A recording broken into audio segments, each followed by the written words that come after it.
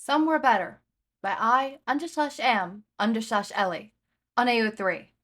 Episode 69, Chapter 17, Tick.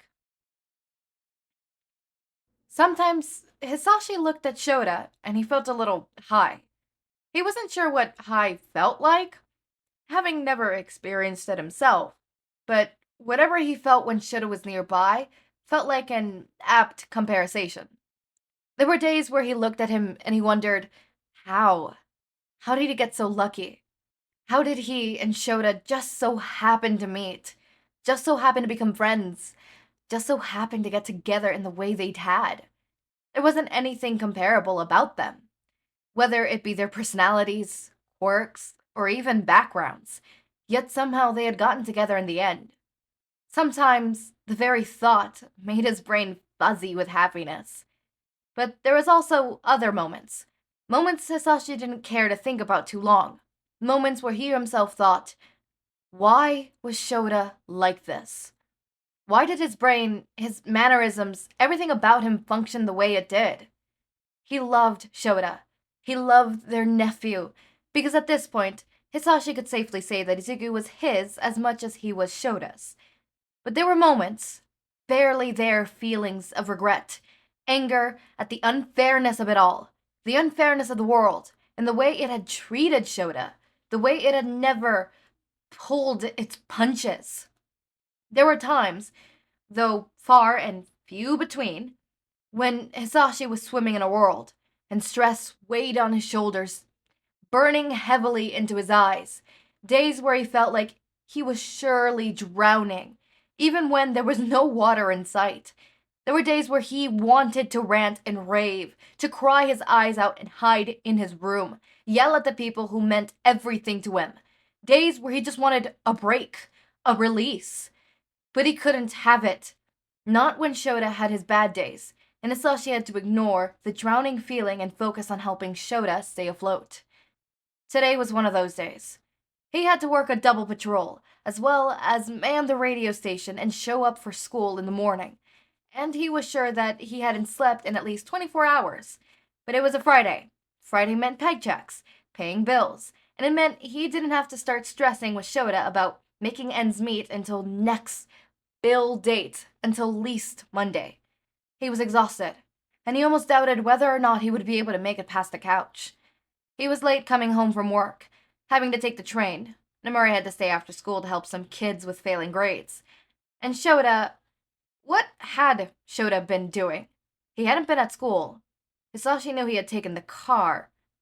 Fuck. Hound Dog had insisted he be tested. He had an appointment close to a week and a half before, and his follow-up appointment, the one with the actual test and results, was that day. Instead of walking into the apartment, he ran, and dead October orange leaves crunched under his boots as he sprinted across the parking lot. Was Shouta okay? What had the psychologist said? Had Shouta picked Izuku up from school? Maybe he'd have to call Nemuri. The door was locked, and Hisashi fumbled with his keys before the knocking began to turn from the other side. Izuku eased it open slowly, looking through the wide, teary-eyed frame by a pale face. Izuku had been going back to school for a few weeks, having been cleared by the doctor and a rather reluctant psychiatrist. Close to a month prior, it had been scary at him for first, and he needed a lot of persuasion, similar to how he had been after his appendectomy. Anxiety, worry about how his classmates would perceive him, being the only student seriously injured after the villain attack. Izuku let him in, and Hisashi closed and locked the door behind them, crouching down and smiling at the child in a way he hoped was reassuring. Hey, baby. Can you tell me where your Uncle Sho is, Izuku nodded, grabbed his hand, and pulled him towards their bedroom. And despite the anxiety, Hisashi felt a burst of affection. Izuku was nothing if not brave. Brave and tough as nails. When he tried the door, it didn't move. Hisashi frowned. They replaced the doorknob with one that didn't lock closed to a week and a half prior, in case Izuku needed them in the middle of the night. Had Shouta pushed a chair against the door? Sho? Honey? He called, rapping on the door. There wasn't any sound on the other side. Shouta, can I come in? Please? No response. Izuku's eyes welled up with fat crocodile tears. Hizashi ruffled the little boy's hair. Babe, can you at least let me know you're alright? A minute passed, then two, and still nothing came from the other side of the door. Was he even in the apartment? I'll be outside the room if you need me, okay? He sat down, leaning heavily against the wall, to the right of the door. He pulled out his phone, pulling some mindless puzzle game, and Izuku leaned against his shoulder to watch. I love you. There were things Shouta had always wanted to know. Why did his brain tick differently? Why had his parents disliked him so much they thought their only way out was to leave? Why hadn't Inko visited, even if Hizashi Midoriya hadn't liked him? Why were there people who loved him? His friends, his fiancée, little Izuku. For the same reasons, his family couldn't stand to live with him. The diagnosis had brought clarity. Sudden, horrible clarity. To things Shouta had honestly thought he'd never be happier to know about himself. The little things. The social awkwardness, the trouble with loud noises, certain smells, textures, socks, than before. Had just been little quirky things. Ha! Quirky. God, he needed sleep. About his character that he had accepted and lived with. Now, he didn't have to accept it. He didn't have to live with it. He didn't even have to occasionally ask himself, why did you do that, Shouta? Why don't Nemuri or Hizashi do that, Shouta? What are you doing wrong? He didn't have to, because almost every mystery, almost every oddity, had been answered as soon as he looked at the diagnosis. A list of symptoms. He felt floaty. His head hurt. There was confusion, anger, and something else. Offense? He didn't like to play into stereotypes. He didn't like to make fun of anyone, especially for something as uncontrollable, as complicated as mental illnesses. And yet, when the therapist had told him he'd been insulted, he'd assumed the doctor was calling him stupid. There was guilt there, guilt that burned in his brain like red-hot blade. There was a child at UA, a girl in the business course, who arrived at the school around the same time he and Hizashi did, held the door open every morning, asked thoughtful, detailed questions when Hisashi's English lessons. She was smart as a whip, and Shouta knew that she had what he had. She wasn't stupid, quite the opposite. If anything, Shouta suspected she had some best grades at UA High. But Shouta still associated the word with an insult.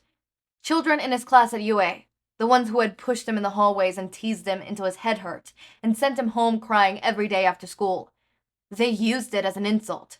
They used the word in a way that had made him hurt. And now, as it turned out, they were right. Why did they have to be right?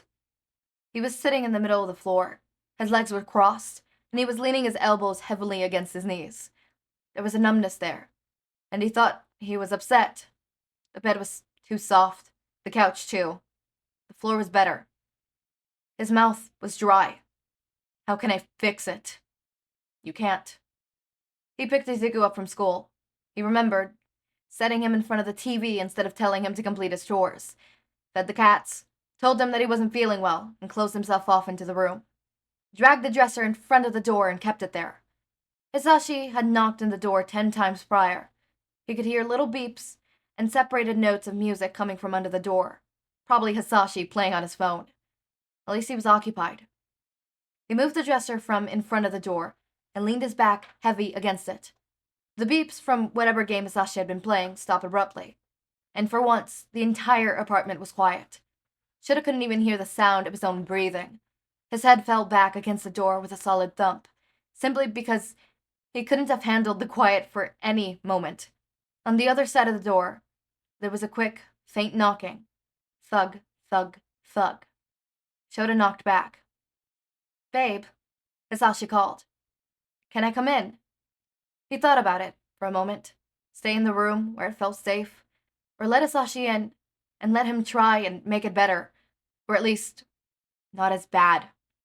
Maybe that wouldn't be such a horrible idea, or it would just end with Shouta feeling worse. Babe? Yeah, he answered. His voice sounded a bit raspy, and his throat hurt like he had eaten strips of sandpaper. Can Izuku come in? Would that be alright? His chest ached sharply, and he scrubbed at his eyes with his fist. No. The child couldn't see him like this, not in the state he was in. He already scared the boy enough. After all, he could never. Okay, Hizashi said easily. So, baby, can you go do your chores, Then you could have all the time you want with the TV. You don't even have to do your homework. The promise of no homework was too big for the child to resist, and Shouta heard little feet padding down the hallway. Can I come in now? Yes. He scooted a few feet away from the door, still sitting cross-legged on the floor. The door eased open slowly before Hizashi stepped in, shutting and locking it behind him. He crouched down. Bad day? He asked. His throat felt too tight to speak, so he shrugged. Okay, want to talk about it? He shook his head. Want to go lay down? I know you didn't get a lot of sleep last night. Shouta only hesitated a moment before nodding his assessment. Shouta lay down on his back, on the bed, and Hizashi beside him. Shouta was sprawled out on the mattress, one of his legs and arm hanging off the side of the bed, while Hizashi was a bit more composed, legs crossed at his ankles and hands folded on his stomach, 2 fingers nervously tapping. Work was boring without you, Hizashi said. His tapping briefly ceased. I had to sit with Nemuri all by myself today, and for some reason, Grant Torino thought we were lonely without you, so he sat with us too, and would not stop talking about auctions and the stock market. What is it with old people and the stock market? Yeah, it's important, but Lord, I worry about my own funds enough without fussing over the entire damn countries. Shouta couldn't help but laugh, scrubbing a fist against his strained, still burning eyes. Hizashi grinned. There you are. Hizashi was quiet for a moment, just smiling before he spoke again. I guess I should be glad he hadn't started talking about taxes. I might have just jumped out the window if he had. That boy, the one with the blue hair, was asking for you, Sho. Yeah? Shouta finally rasped. He was in my hero course class, 2nd year. He was the boy who was getting beaten on not long ago. Hizashi sighed. I think we might need to keep an eye on him. He's not looking so good. Yeah. There was a little nagging in the back of his brain, telling him to talk, to tell Hizashi. Shouldn't Hizashi of all people know about this, since he was his fiancé? If only he could pick and choose the words he wanted to say. The therapist says there was something wrong. He finally said. Well, not wrong, but there's nothing wrong with you. It's a natural thing. For the most part, it's mainly genetic. Does anyone in your family have autism? Shouta couldn't answer that. He's never been close with his parents, and as far as he knows, they didn't have much other family to speak of, and Inko had certainly never acted odd like Shouta had. No. What can I do about this? Try and adjust. You made it this far. I won't think of you differently, Sho, Hizashi murmured. You're still the same way as you were before, you know? Yeah. He steeled himself, taking a deep breath. He was so unimaginably tired. He couldn't be sure why he was so bothered by the diagnosis. Izuku sang to himself, sitting on the floor in the front of the television. Uncle Sho and Uncle Hizashi hadn't been out of their rooms in a while, and their light was off, but he could almost hear them talking on the other side of the door. But it was growing late, and Izuku had gotten really hungry. Ochako and Denki had skipped breakfast, so he'd given them his lunch, though Toshi had let him have his apple. So he got in a tub of fudge ice cream from the fridge and turned on Moana. There was chocolate all over his face. It was fantastic. He finished off about a quarter of the tub before he started to feel full, so he put the lid on and placed it back in the freezer. He hadn't mailed a letter to Kacchan in a while, so he got a piece of paper from his room, as well as a pencil, and started drafting one. Uncle Sashi would help him with any spelling or grammar errors later. Dear Kachan, today was weird. Maonkisha was really sad right now, but I don't know why, and Denki and Ochako were sad too, but they're sad a lot anyways. Hitoshi was okay though. He didn't even take a nap today, and usually he takes a nap every day. He was really happy. It was kinda scary. I hope you're doing okay, and I'm sorry that Auntie has been kinda mean. Maybe you should make her a cake. People love cakes. I'm gonna stop writing because my hand is starting to hurt, and I need to finish my movie. I hope you have a good day. Izuku. Oh. Well, he got diagnosed. Woo! Well, I mean, I don't think it's gonna change anything between Hizashi and Shouta. I mean, it shouldn't. I really hope it doesn't. I understand why Shouta feels so... the way he does. I haven't personally experienced getting diagnosed with something because I'm still trying to get a therapist. So, can't do that. But I have experienced someone close to me get a diagnosis. And it was a double-edged sword for us. Specifically, it was my little brother. Littlest, not Echo Bro. It was my little brother, and it was a double-edged sword because finally we got an answer on why he's not exactly like other kids. But it comes with the double edge of, oh, now we know that there is something there. And plus, with everything that has been going on with school and all the fighting to get, to have the school actually, follow his 504. And then we went through the hassle of, instead of just having him on a 504, we put him on an IEP. And we finally have him in that. And that one's a little more binding than the 504. Like, don't get me wrong, your teachers are supposed to follow your 504. It's illegal for them not to.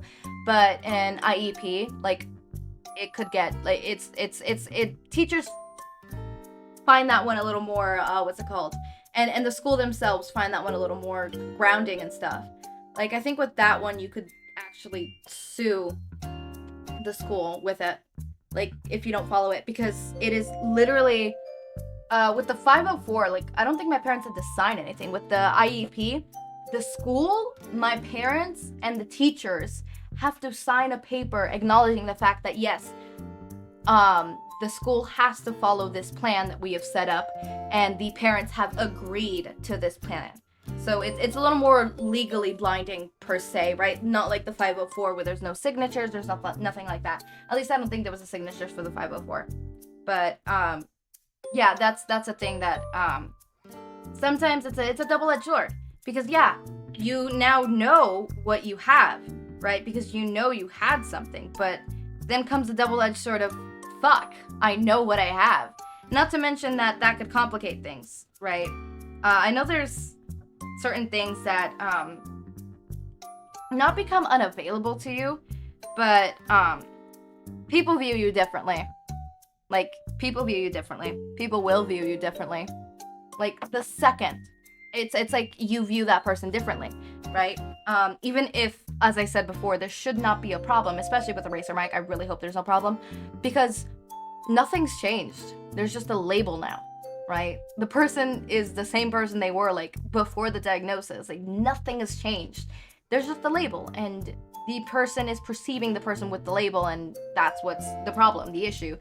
Stereotypes, basically, is the issue, and it's a sad thing. As I said, getting a diagnosis could sometimes be a double-edged sword, right? I know for a fact if I ever get a diagnosis of, like, anxiety or depression, it's like, finally, I have something to explain how I feel and all the emotions I go through and all my experiences, but at the same time, fuck, like, I have literally something, like, in my brain preventing me from being happy 24/7 or being happy on, on a regular basis. Like, fuck.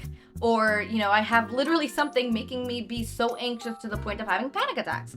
Like, it's a double-edged sword. It's, unfortunately, sometimes getting diagnosed with stuff is a double-edged sword. And it doesn't have to be mental illnesses as well. It could be, like, physical illnesses. Like, being diagnosed with POTS or cancer. Because it's like, okay, finally, I know what's wrong. Or I know what's causing all this. But fuck, now I know, and now we have to deal with it, and fuck, I think it's more and more of a double-edged sword, with physical ailments than just, mental health stuff. But yeah, unfortunately, it's a double-edged sword getting diagnosed, both with physical ailments and mental ones. Double-edged sword. And pick your poison kind of thing. Like, either you go about your life not knowing what you have, or you get a label explaining what you have and hopefully maybe some help therapy-wise, pill-wise, or social-wise, Again, double-edged sword. Anyways, as always, my raindrops, make sure to eat, sleep, drink water, take your meds. Have a wonderful day or night. Link to my Discord server and socials are down in the description. Subscribe to see more of my content, and thank you so much for watching.